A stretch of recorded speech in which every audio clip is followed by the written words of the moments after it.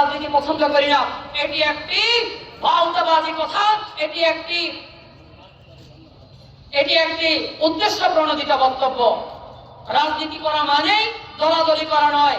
রাজনীতি করা মানেই আমি বিএনপি করি তুই আওয়ামী লীগ করিস, আমি ইসলামী আন্দোলন করি তুই জামাত করিস, আমি হেফাজত করি তুই চরমনাই করিস। রাজনীতি মানে শুধু এটি নয়, বরং রাজনীতি সচেতনতা মানেই হলো যে দেশে আমি বসবাস করি, আমি এই দেশের আলো মাটি বায়ুতে আমার বেড়ে ওঠা, সুতরাং এই দেশের প্রত্যেকটা নীতি নির্ধারণে আমার ভূমিকা থাকবে। সরকারে কে যাবে, সরকার থেকে কে নামবে, বাংলাদেশের অর্থনীতি কি হবে, বিচার নীতি কি হবে, শিক্ষা ব্যবস্থা কিভাবে পরিচালিত হবে, অর্থ ব্যবস্থা কিভাবে পরিচালিত হবে, এদেশের মানুষ কি খাবে কি করবে, প্রত্যেকটা জায়গায় আমি আমার কথা বলার অধিকার আছে, যেহেতু আমি দেশের নাগরিক। আর এই কথা বলার স্বাধীনতাটাকে বেছে নেওয়া, কথা বলে নিজের অধিকার আদায় করে নেওয়াটাই হচ্ছে রাজনীতি। সুতরাং ইসলামী আন্দোলন বাংলাদেশ বলছে আপনি রাজনীতি সচেতন হন, আপনি আপনার অধিকার বুঝে নিন, আপনি আপনার অধিকারের পক্ষে সরব হন। বিগত 15 বছরে যে স্বৈরাচার মাথাচাড়া দিয়ে উঠেছিল, দানবের মতো বসেছিল, এই স্বৈরাচার একদিনে প্রতিষ্ঠিত হয়নি, বরং এই স্বৈরাচার যখন থেকে মানুষের ভোটের অধিকার খর্ব করা শুরু করেছে, তখন আমরা যারা রাজনৈতিক দলের সঙ্গে ওতপ্রোতভাবে জড়িত নয়, আমরা ভেবেছি যে রাজনৈতিক দলের অধিকার খর্ব হয়েছে, আমার তো কিছু আসে যায় না। এই স্বৈরাচার যখন একজনকে মেরেছে রাজনৈতিক কোন একটি দলের সদস্য বলে, তখন আমি আমার জায়গা থেকে বলেছি যে আমার দলের কর্মীকে তো মারেনি, সুতরাং আমার কথা বলার প্রয়োজন নেই। যখন দ্রব্যমূল্যের দাম বাড়িয়েছে, তখন আমরা যারা অর্থবিত্তশালী আমরা ভেবেছি যে এটা তো একেবারে তৃণমূলের যারা নিম্নবিত্ত শ্রেণীর নিম্নবিত্ত আয়ের মানুষ, তাদের কথা বলার দরকার, আমার কথা বলার দরকার নেই। কিন্তু তারপরের দিনই যখন আমার অধিকারে তারা হাত দিয়েছে, আমি কথা বলেছি, কিন্তু তখন আমি অন্যজনকে পাশে পাইনি। এদেশের সাংবাদিক শ্রেণী, প্রশাসনের দায়িত্বশীল ব্যক্তি, বিভিন্ন পেশাজীবী সংগঠন, সামাজিক সংগঠনের কর্তা ব্যক্তিরা যখন এই স্বৈরাচার আস্তে আস্তে করে মাথাচাড়া দিয়ে উঠতে শুরু করেছে, প্রত্যেকের জায়গা থেকে সচেতন ভাবে যদি এই স্বৈরাচারকে প্রতিরোধ করত, তাহলে এই স্বৈরাচার এরকম বড় বৃক্ষে পরিণত হতে পারত না। বিভিন্ন পেশাজীবী সংগঠন কি মনে করেছে, বিভিন্ন সাংবাদিকদের সমিতি কি মনে করেছে, আমি সুনির্দিষ্টভাবে কাউকে আঘাত করার জন্য কথা বলছি না, যে এই স্বৈরাচার আজকে যদি আমি কথা বলি তাহলে আমার টুটি চেপে ধরবে, হয়তো আমার গণমাধ্যমের তারা লাইসেন্স বাতিল করবে, অথবা আমাদের যেই সামাজিক বা ব্যবসায়িক সংগঠনের যে প্যানেল, এই প্যানেলের বিরুদ্ধে তারা কথা বলবে।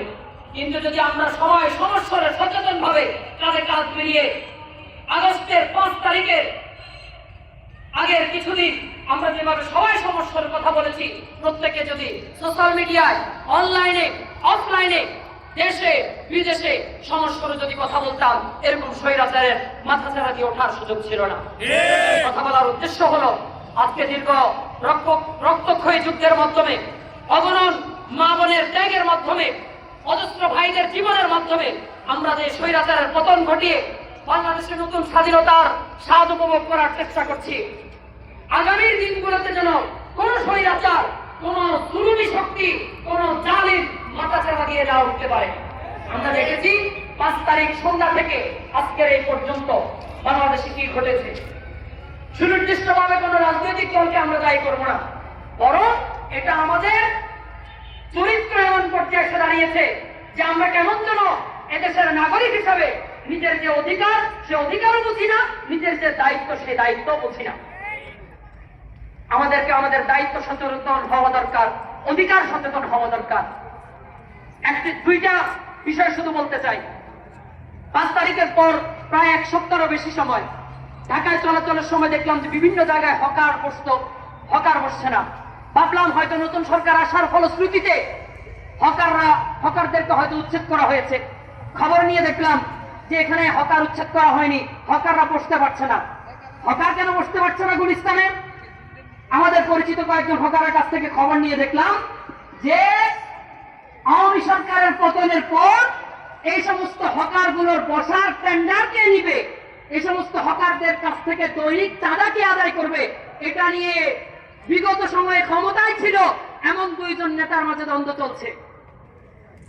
গত 15 বছরের আগে ক্ষমতায় ছিল এমন দুইজন ঢাকা মহানগরের নেতার মধ্যে দ্বন্দ্ব চলছে।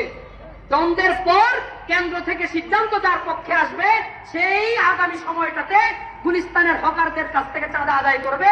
আর এই চাঁদা আদায়ের বিষয়ে সিদ্ধান্ত চূড়ান্ত হওয়ার পর নতুন করে বাক্স নিয়ে হকার কারা বসাবে এটা তারা ডিসিশন দিবে। আরে হকারদের কাছ থেকে চাঁদাগুলো কারা কালেকশন করবে? গালি দেওয়া লাগলে গালি দিবে, মারা লাগলে মারবে, চাঁদা কারা কালেকশন করবে?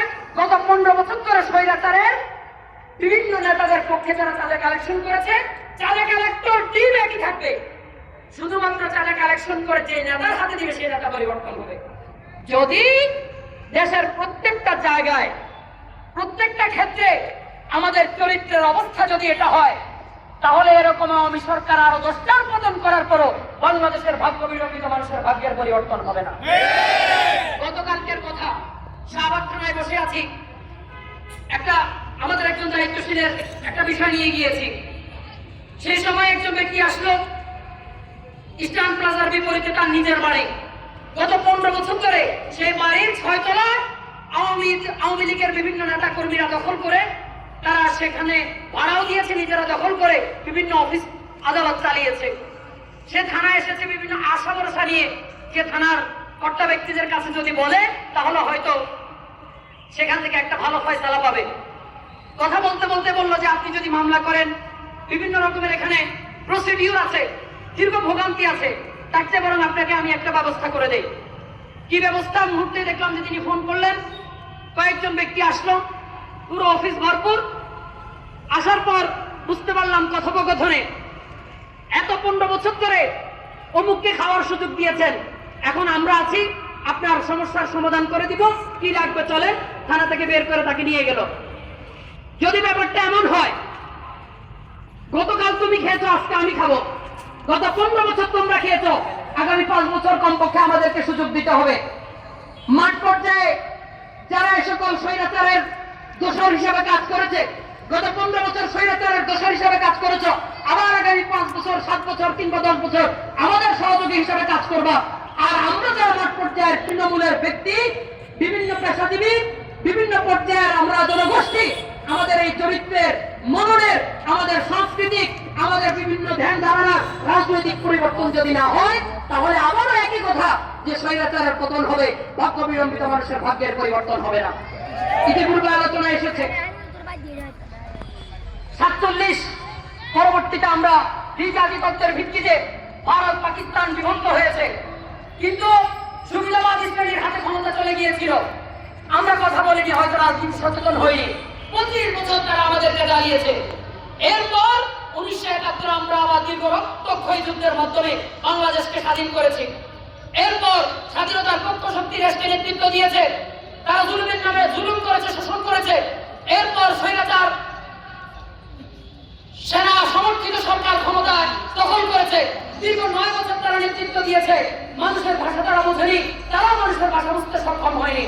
এরপর জাতীয়তাবাদী শক্তি দেশকে নেতৃত্ব দিয়েছে, আবার ঘুরে ফিরে ব্রাহ্মণ্যবাদী শক্তি দেশকে নেতৃত্ব দিয়েছে, আবার ঘুরে ফিরে জাতীয়তাবাদী শক্তি দেশকে নেতৃত্ব দিয়েছে, মাঝে ফখরুদ্দিন মঈনুদ্দিনের সরকার দেশকে নেতৃত্ব দিয়েছে, এরপর আবার আওয়ামী লীগ সরকার দেশকে নেতৃত্ব দিয়েছে। কিন্তু আমরা কি পেয়েছি?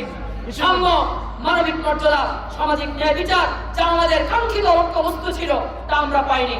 সুতরাং আমাদেরকে রাজনৈতিক ভাবে সচেতন হয়ে যে নীতি অবলম্বন করলে দেশের মানুষের শান্তি মিলবে, মুসলিম ও মুসলিম নির্বিশেষে সকল ধর্মমতের মানুষের শান্তি মিলবে, যে নীতি অবলম্বন করলে প্রত্যেকটা মানুষ তাদের অধিকারটুকু বুঝে পাবে, যে নীতি অবলম্বন করলে কেউ কারো উপর সামান্য ফুলের চিমটিটুকু কাটতে সাহস করবে না, যে নীতি অবলম্বন করলে চোর চুরি করতে সাহস পাবে না, যে নীতি অবলম্বন করলে দেশের কোন একটা ইউনিয়ন পরিষদ থেকে 1 কেজি গম পর্যন্ত লুট করার কেউ সাহস করবে না, সেই নীতি হলো ইসলামের নীতি। আর ইসলামের নীতির আলোকে ইসলামী আন্দোলন বাংলাদেশ দেশকে পরিচালনা করার জন্য গত 1987 সাল থেকে আজকে পর্যন্ত পথে প্রান্তরে মানুষের গায়ে হাত বলিয়ে চরমনাইতে থেকে নিয়ে শুরু করে ঢাকা থেকে নিয়ে শুরু করে গোটা বাংলাদেশের প্রত্যন্ত অঞ্চল পর্যন্ত দাওয়াতি কাজ করছে।